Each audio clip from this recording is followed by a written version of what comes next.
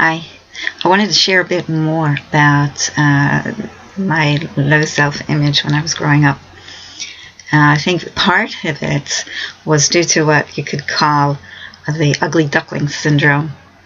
I grew up in a town on Long Island. There was about 30,000 mostly Catholic families, and I was Jewish, and there were maybe 5 other Jewish families in the town. And I didn't feel comfortable being Jewish. I could not say the word Jew. I couldn't ask anybody if they were Jewish. And around about when I was 11, so my nose started growing its nice Jewish bump. I was very embarrassed by it. I used to put the hair in front of my face to try to hide it. The ugly duckling syndrome. In case you're not familiar with the ugly duckling story, there was a little duckling, and it was different than all the rest of the ducklings, and it was very embarrassed most of the time until it started to grow, and it looked a bit awkward, and it got growing and kept growing until one day they went to a new pond, and there were these swans there. And all the ducks looked at the ugly duckling, and it looked just like the swans. And so they all realized this was not a duckling, this is not a duck at all, this was a swan. And so we went with the swans, and it discovered its own personal beauty and accepted itself. So I guess that was a bit of my personal experience of being different and not really recognizing what it was all about. Another thing that made it difficult to accept myself was when I was 11 years old, and I was in the Hebrew school that I attended after my public school. So I was 11 years old, and they showed a film. It was almost nearly a 2-hour film of the Holocaust. They showed actual film of people who were naked and emaciated, starving, and people who had died of piles and piles of dead bodies. And I had no way of understanding this, of absorbing this. I was already emotionally not very healthy, and I didn't have communication tools. And this is what it meant to be a Jew. This is what I had to look forward to. I was terrified. I was traumatized, and I had a bas mitzvah. It wasn't long after that I strayed away from Judaism and went searching for spiritual truth. My parents also, they didn't find satisfaction in the synagogue. My father didn't feel that he found his questions were answered. He felt the rabbis were patronizing. My mother wanted to experience God. She would go and sit in the synagogue, and when she didn't feel anything, she decided there is no God, and she left. She said, I'm an atheist. My brothers, they had bar mitzvah, and then they just got involved with school, sports, whatever, and they basically strayed away. So Judaism was not something that we embraced, and so being Jewish, it was a whole facet of myself that I wasn't accepting. So I couldn't like myself because I wasn't whole, I wasn't integrated.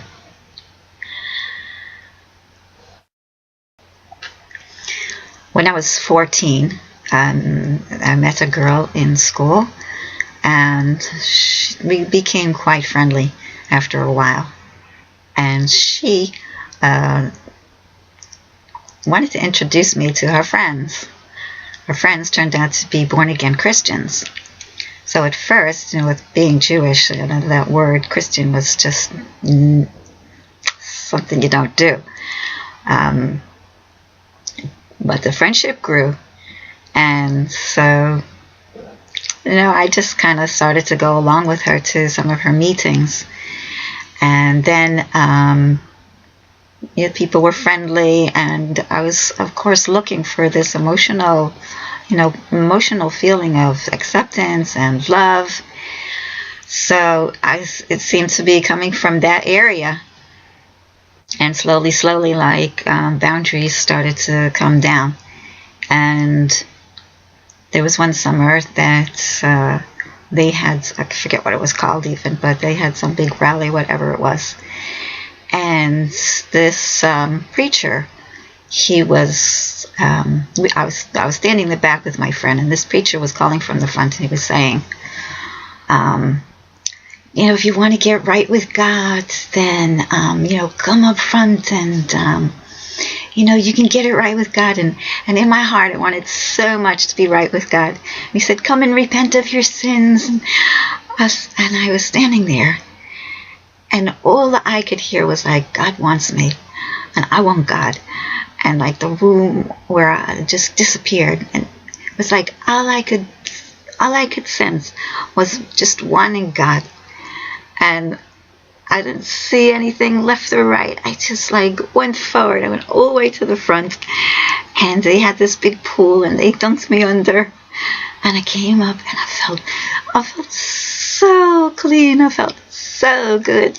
And then all these people, they come and they say, oh, this is your new brother, and this is your new sister, and it's all so happy and everything. And my friend, she was totally blown over. She came up and she hugged me, and she was crying. And she says, oh, I never thought that you would. And so, when we walked home that night, I felt love for the first time. I felt like the heavens were open. It was so wonderful. And then I started going to different meetings with her, and then one Sunday I got out to go, and my father was there, and they said, where are you going? So, because I hadn't said anything to my parents at all, so I told them, and he was like, can we go for a walk? So we went for a walk, and we talked, which actually was not such a normal thing. It was really very beautiful that here we were talking. And he said that he wasn't very happy about it. So to me, the most important thing was honor your father and mother. So if my parents weren't so pleased about this, so I decided that I wouldn't go anymore. And then, because my parents were concerned, they saw that I was looking for something, so they arranged for me to meet with some Lubavitchers, who, because it was at least, even though it was, Hasidic, it was very religious, and my parents weren't doing anything, but at least it was Jewish. So the Lubavitchers, they arranged for me to go to spend a Shabbos with a family in Crown Heights. And it was with the Muchnik family, he was an artist, and because I was artistically inclined, they thought maybe I could relate to him. So I went there, and I spent the weekend. It was lovely, but I said, there's no way I could do all of this. I just had too much black inside, and I couldn't do all the things that they were doing. So that was also, it was that weekend that was the first time that when I went to this shul, so I got to see the Lubavitcher Rebbe then, which I only saw him from the back, and he was talking. It all felt a little quite strange to me. religious Jews at that time for me was something I was not comfortable with. Sometimes we would go, my parents would take us into New York City where my grandmother lived, and if I ever saw a religious Jew, with the payas and the tzitzis, I'd just turn away. For some reason, I was really embarrassed by seeing them. So that was a bit left with still the search. I went to university, got involved with university life, and I studied art. And then I studied computers. And in college, I was, very interested in still pursuing the spiritual search. So I took a philosophy course, Taoism, and then there was Ram Dass and Eastern philosophies. They had an appeal, but there was, I don't know, I kind of wasn't satisfied with it. So then, when I was working, someone told me about a LifeSpring program, which I went to, and it was quite emotionally intense, and I wound up getting imbalanced and couldn't continue work, and I wound up back at my parents' house. And at that time, my parents my mother came into my room one day, and she said, your father wants to give me a divorce. That was pretty traumatic for her at that time. That was 1983. Divorce was not as prevalent as it is now, and it's pretty traumatic now. So in those days, it was even more so. So my father moved out of the house, and my mother was going through this difficulty, and I was just recovering from this emotional problem. And so I felt that I also needed something to devote my life to that was going to give me some kind of emotional support and a feeling of belonging. And I, at that time, encountered a friend of mine who I befriended when I was 14. And so we started being friends again. And I decided, you know what? I really want to do this Christian thing. That's what I want, and I'm old now. I'm 24, and okay, so I have my own ideas, and I love my parents, but this is what I want. So I started going with her, and she now was going to some place further out on Long Island, and this was not like a place where they had like a man hanging on a cross. They said, we don't do that. He's alive, and this is like life. We don't worship a dead person. So it seemed okay. And they had a live band, and people used to dance like proper dancing, not like, there was no mixing of men and women or anything. So I thought, well, this is like pretty okay. And I used to love to just dance, and everybody used to say, oh, you're like little King David, you dance so well. And I started like going to some of the classes, and they talked about God and a relationship with God, and they said, now you're a completed Jew. And how did you feel? What was your relationship with God before? And so I said, well, it was really, he was really far away, and I was just scared of him. And they said, and how do you feel now? I said, well, he's like, like my friend. I started to feel like as time went on that maybe he was like too friendly. I felt like it was too buddy-buddy. That was something that I wasn't comfortable with. I do have to say that I'm very grateful that one thing I learned from being there was how to talk to God. They said, you should talk to God in your own words and just talk to Him. So, on the first day I decided to do this, I went into my room, closed the door, sat on the bed, looked at the ceiling, and said, God, are you there? I feel like I'm talking to the wall.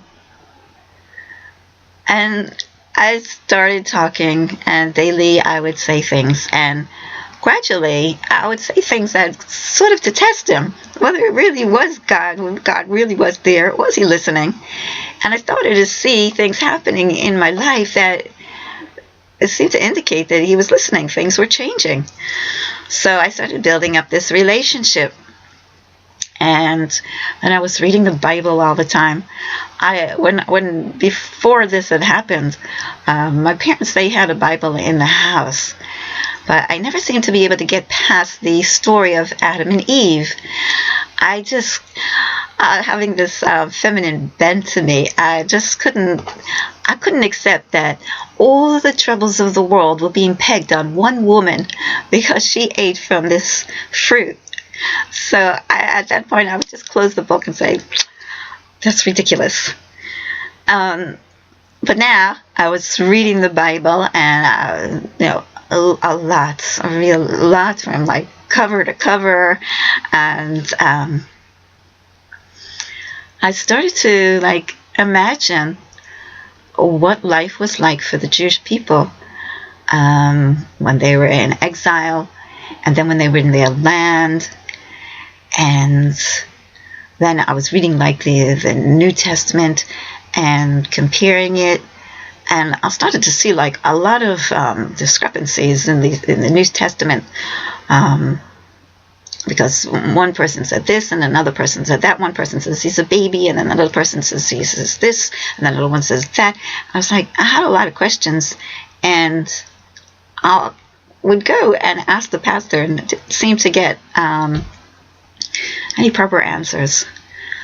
And I kept reading like the prophets and then the laws of like when you'd have to take a portion of your land and you have to give tithes. And I started to really desire that kind of life. I really wanted to live in Israel and to be able to like do those commandments that God had given us.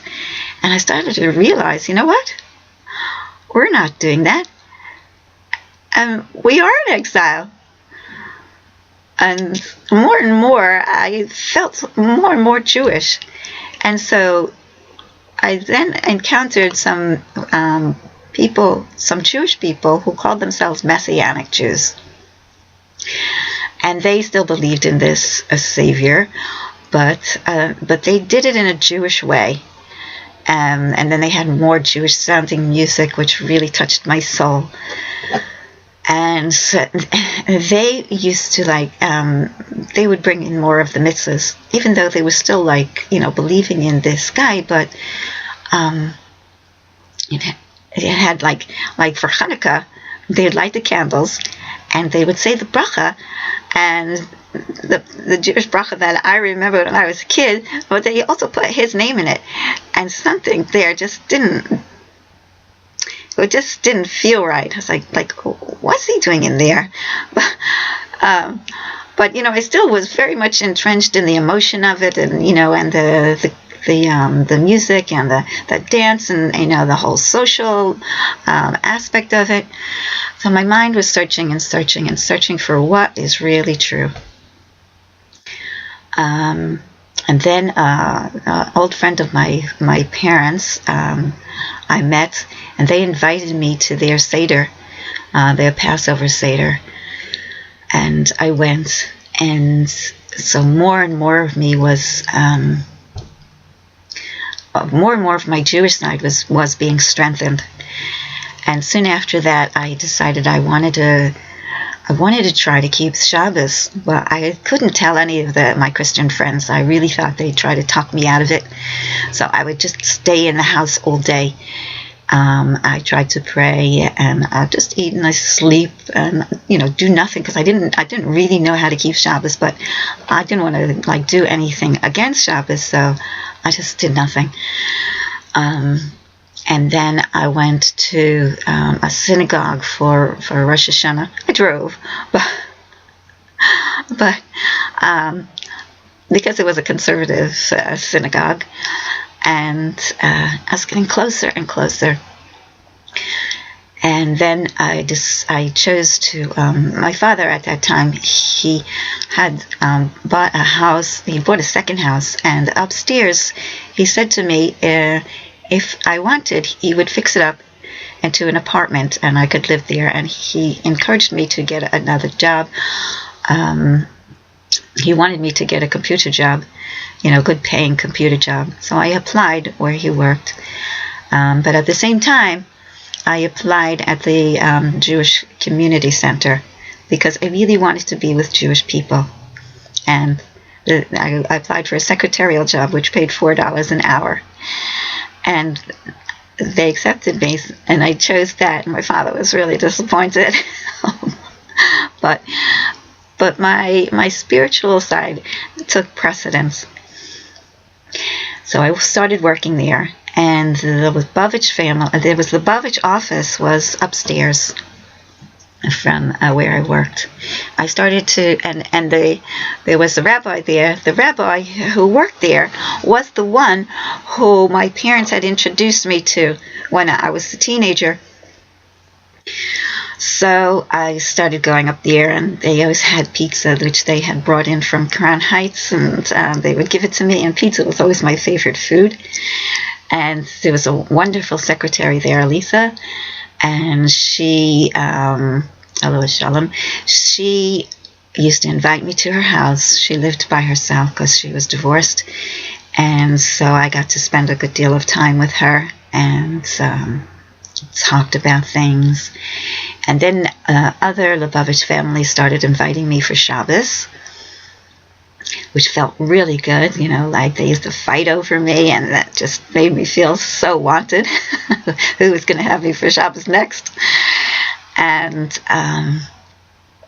there was one day when I was working that somebody had donated some books to the center. And my boss, she asked me if I wanted any of them. So I looked through them, and one of them was The Promise by, I forget his name now. And there was something about when I was reading it, that the guy in there was an Orthodox Jew, but he had cut his payas, but he used to still, when he was reading or thinking, he'd still twirl the payas, even though they were cut off. He had the habit. He was still twirling them, and there was something about that intrigued me. I don't know what it was, but it intrigued me, and it just brought me one step closer to religious Judaism. Then Eliza, she mentioned to me that I'm pausing because I'm just thinking that I forgot to say that when I was really, really exploring the Bible and reading it, cover to cover and analyzing it all, and encountering these Messianic Jews, and they were talking about the mitzvahs and how you can keep the mitzvahs. So one time I went back to my first pastor and I said to him, if I wanted to keep the mitzvahs, would I be sinning? And he said, yes. And I said, why? And he really could not give me a good answer.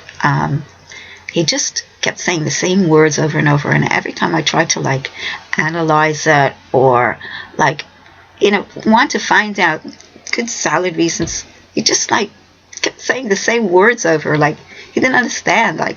He couldn't think beyond, just what is believed and what is, what this gospel was. But there was no proper intellect.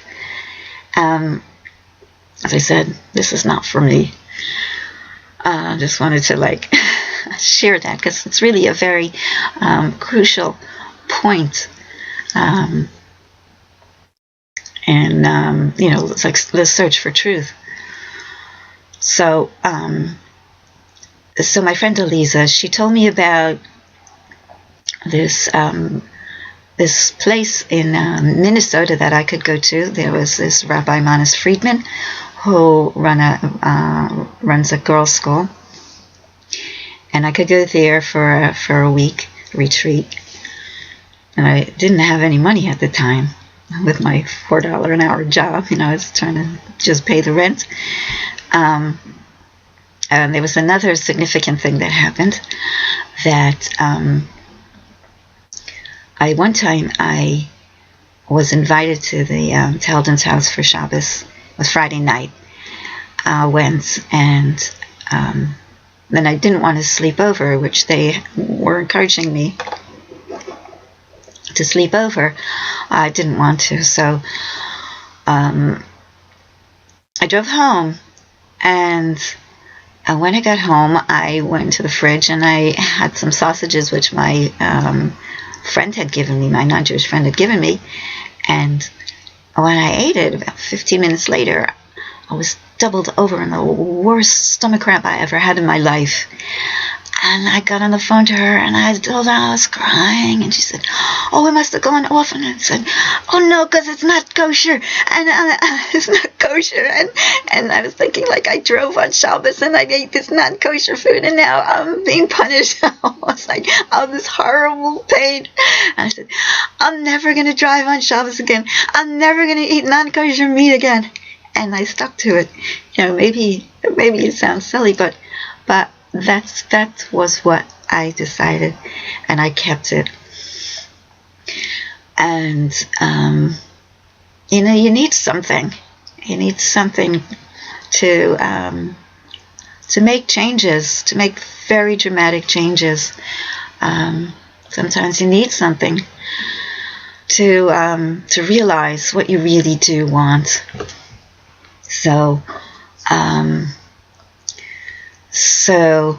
here I am. Lisa told me about going to the retreat, and so I said to God, if you want me to go, you're going to have to pay my way there, because I just don't have the money. And then I told this to Elisa, and she said, "Well, we can't give God a fleece. A fleece is make a deal with him." I said, "Well, I did."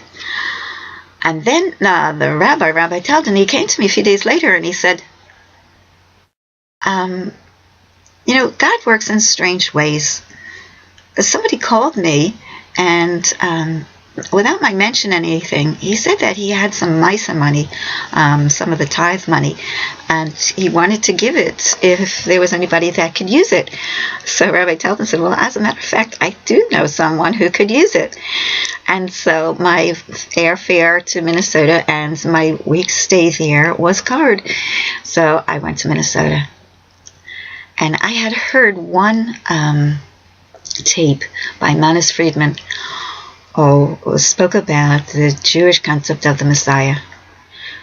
Now, I didn't know really that the Messiah was a Jewish idea until when I was in my 20s, I read the play about Fiddler on the Roof, and it said in there that this Tevye, or the rabbi, was waiting for the Messiah. And I was like, I always thought it was a Christian idea. So now this tape that Manis Friedman was talking about was telling us that the Messiah really is a Jewish thing. And so I was very interested to meet this Rabbi Manis Friedman. And when I did meet him, I was so intimidated. He was so wise. I couldn't open my mouth. And I'd go into his classes, and he'd wind up answering my questions without me even asking them. And I said, "Oh, God is really talking to me. God is answering me through this man." And while I was there, he spoke about how a Jew has two souls, a godly soul and an animal soul. So I started thinking, like, these Christians, they tell you that, you need to believe in this guy because you need to save your soul. So I was thinking, well, which soul needs to be saved? I mean, if I have a godly soul already, so what is he talking about? And I asked Montessori, and he said, well, they just have their fantasy. It's like, oh, right. But I still was so emotionally, I'd lived with this thing for 3 years, and I'd been buddy with God, and it's like, isn't that true? How do I detach myself from this? And one time I woke up, and I just heard in my head this, it might sound strange, me and my strange talks in my head, but I heard this like people saying, yeah, he was a man, and he died, and he was buried, and he was just a man. I was thinking about it. I said, I don't want to follow something that's not true. And if it's just a man, then I have to finish this. I have to divorce myself from this. And I remember standing in the, it was actually in the bathroom, and I pointed up to the ceiling, and I said, if you're false, I'm going to fight you. I'm talking to Yashka. I said, if you're false, I'm going to fight you. And I said, I just have to do what's right. I have to do what's true. It was really, really hard. And then, so I told the rabbi that, I didn't want to be associated with this Christianity anymore. And so he arranged for Beis Din, and then I should go into the mikveh, and I should just be cleansed of it, and declare to the Beis Din that I was repenting of my past and disassociating myself from it. And so that's what I did, and it felt really good. And I thought afterwards, I was like, wow, a convert, when they want to become Jewish, so she has to go into a mikveh. And I said, and then I was born a Jew, but I also went into a mikveh and declared my Jewishness. So if anybody is Jewish, well, now it's really me. So I even what came from both angles. So so that was my reestablishment to my true self. And then when I went back to Long Island, so one of the girls, she said, well, maybe you want to come back with me. She lived in Crown Heights. And I really did want to, because the Rebbe was going to be speaking, and I wanted to go. And so that's what I did. And God really helped, because I had two pieces of luggage. Oh, and I forgot to tell you that when I was there, because I had only gone for 1 week, but while I was there, I wanted to stay for the full 3 weeks. And so I spoke to Rabbi Teldon, and he arranged it that someone else contributed to my being able to stay for the 3 weeks, which I was really grateful for. And so when I was traveling back to New York, one of my bags didn't get on the plane with me, and they shipped it back home to my parents. So I was really grateful I didn't have to schlep 2 heavy bags around New York. And I stayed with this girl, and I went to hear the Rebbe speak. And the room was packed. It was a bench that I sat on, and I was packed in we were packed in like sardines, and I couldn't believe how peaceful I felt, so packed in and so close to people I didn't know. I just felt so peaceful. I didn't understand a word the Rebbe said, because it's all in Yiddish. But I just felt really good. And so when I went back to Long Island, decided, like, God did all this for me. So now what does God want me to do for him? So I decided I needed to learn. And I wanted to go to Machon Chana, the school in New York. My father was not very happy about it. He made this apartment for me. And, now I wanted to leave. And I'd only been there a few months. Now I wanted to leave and go to New York. And that was really hard to, like, convince him. And it was like, I never got angry with my father. It's just, never, ever. But that was the only time I ever got angry with my father. I said to him, oh, he told me, you have to plan. I was like, I can't plan. It's just, you have your life so planned out and everything is so stable for you. And I'm going from here and there and I have no life. And I'm like, I'm 28 and, I just want to go to this school. And I was so angry with him. And I was so angry, I took his table and I turned it over. And I said, I can't plan. And so he saw me. I was really serious. So he said, okay, you can go. So I moved to New York. I stayed with family at first and went to Machon Chana. And then I stayed with another woman, and then I moved into a flat, an apartment with 3 other girls. And then I decided I wanted to go to Machon Alta. Machon Alta was a seminary in Svat, which Elisa had told me about while I was with Elisa. And there was something about it when I first heard her say Machon Alta that it rang like little bells went off inside me, and I knew that I was going to wind up there. It was like 6 months later that I actually got there, but I went. And before I left to go on the plane, I wanted to get some reading material. So I went to the bookshop. And the only book that really appealed to me was this tiny little paperback called Restore My Soul. It was the teachings of Rabbi Nachman. I didn't wind up reading it on the plane. I got to Machon Alta, and so that first night, actually the girls were on vacation, so nobody was there. So I opened up this little book and I started reading, and I was just in love with what he said. I was flying. I got so joyful, and I thought, you know what? I can't read this. I've got to be down to earth first. I've got to learn the laws. I've got to learn how to be grounded before I can read this. So I put it aside, and then I spent a long time learning about how to live as a Jew, how to bring the spirituality down into our physical world through physical deeds. And